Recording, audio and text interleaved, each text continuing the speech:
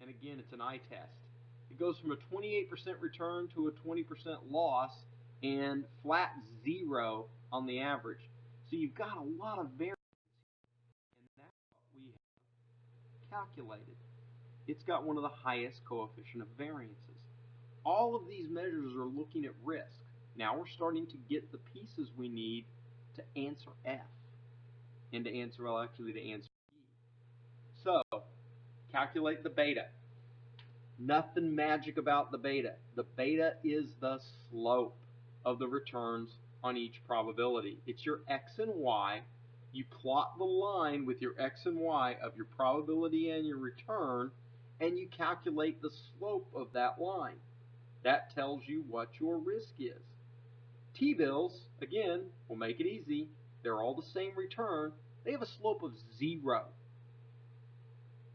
The function in Excel is this. You take the slope, probability cell 1 to the probability cell last, return cell 1 to return cell last.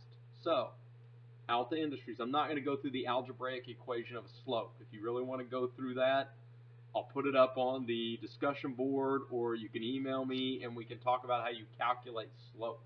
Go back to Algebra 1 a little bit here, folks. But let's talk about and let's use the power of Excel. So Alta Industries is the slope of D14, D18, G14, G18.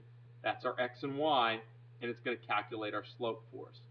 So T-bills have a flat slope. Alta Industries has a positive slope. So you've got a positive thing. Repo men, your risk gets worse as you move through that probability, as you move through it. American Foam and Market Portfolio, pretty much a slope of 1. So, do the standard deviation, coefficient of variation, and beta produce the same risk ranking? Why or why not? Well, here they all are in a chart. Look at it. They don't.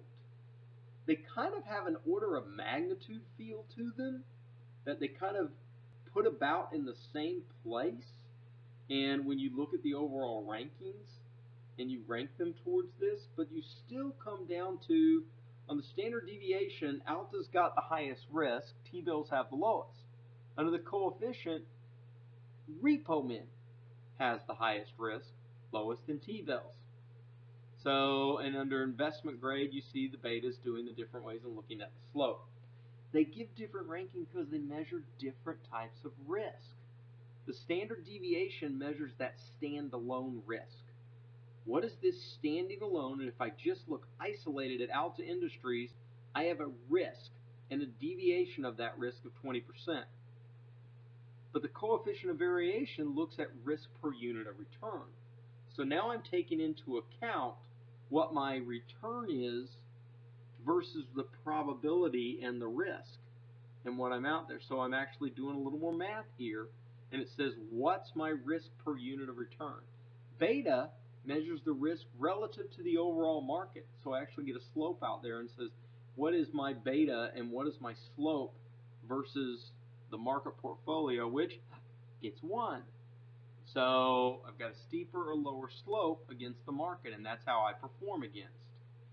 So again, complicated, but actually quite simple when you boil it down.